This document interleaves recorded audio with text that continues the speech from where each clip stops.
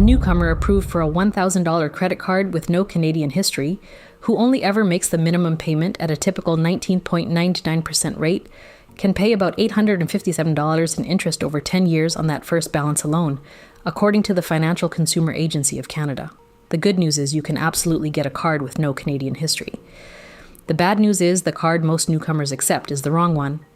Stick with me because by the end you will know exactly which card to get and how to use it so that $850 that stays in your pocket. I read the fine print so you don't have to. Here's the number that matters. Typical bank credit card interest rates in Canada sit around 19 to 24.99%, according to the Financial Consumer Agency of Canada.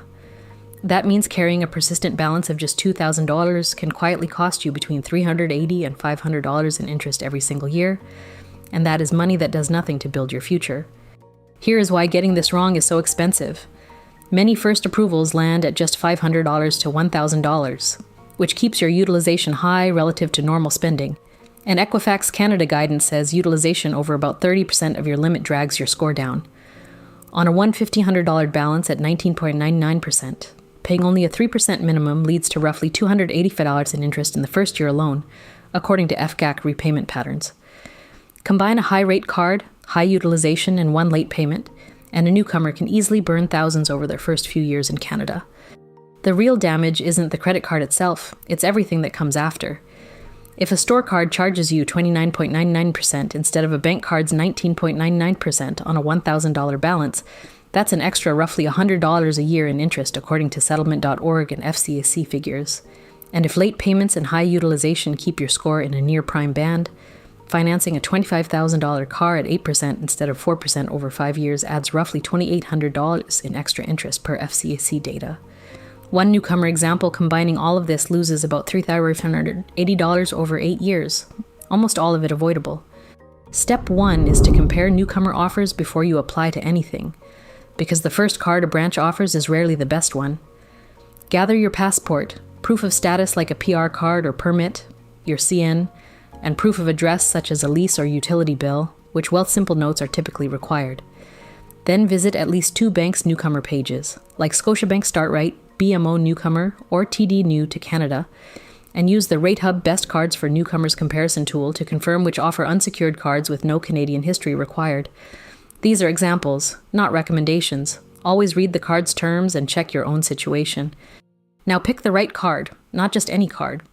Scotiabank's StartRight program states a credit history in Canada is not required to be eligible for a card. BMO advertises newcomers may qualify for an unsecured card with a limit up to $5,000 with no credit history, and TD says permanent residents may be eligible for up to $15,000 even with no history. Those are best case up to numbers and are illustrative only. Always check the specific product terms. What good looks like is an unsecured card, no security deposit, clearly marked no credit history required, with a starting limit around $2,000 to $5,000, and a standard rate near 19 to 20%, not 25 to 30%. Here's a number worth tattooing on your wallet, $0. Paying your full statement balance every month drops your interest cost to $0 while still building your Canadian credit history, according to the Financial Consumer Agency of Canada. You do not need to carry a balance to build credit. That myth costs newcomers hundreds of dollars a year for nothing.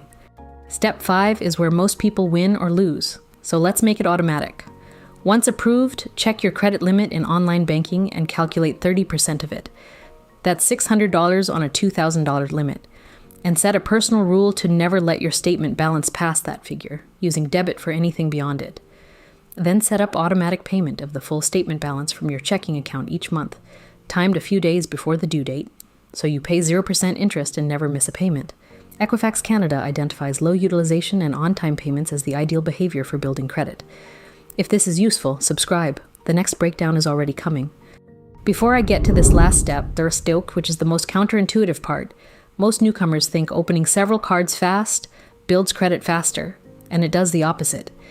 After 6 to 12 months of using your first card, request your free credit report from Equifax Canada or TransUnion Canada to confirm the account reports correctly and there are no errors. If your report looks good, ask your existing bank for a limit increase instead of applying for a new card, because Wealthsimple notes each application triggers a hard inquiry that temporarily lowers your score. Only add cards for a clear reason, spacing applications at least 6 months apart. Here's the counterintuitive finale in one stat. A single 30-day late payment on a $300 balance might cost you a $30 to $40 late fee and a few dollars of interest today, but Equifax notes that late mark can stay on your report for up to 6 years.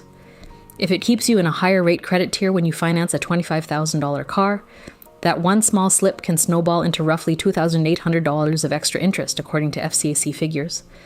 The tiny late fee is nothing. The future borrowing cost is everything. Let's run the whole thing back fast. Understand the trap of a low-limit, high-rate card, see how a weak early score snowballs into pricier car loans, and compare Newcomer offers before you apply anywhere. Then pick an unsecured no-deposit card with a standard rate, auto-pay your full balance while staying under 30% utilization, and after 6 to 12 months pull your free report and avoid unnecessary hard inquiries.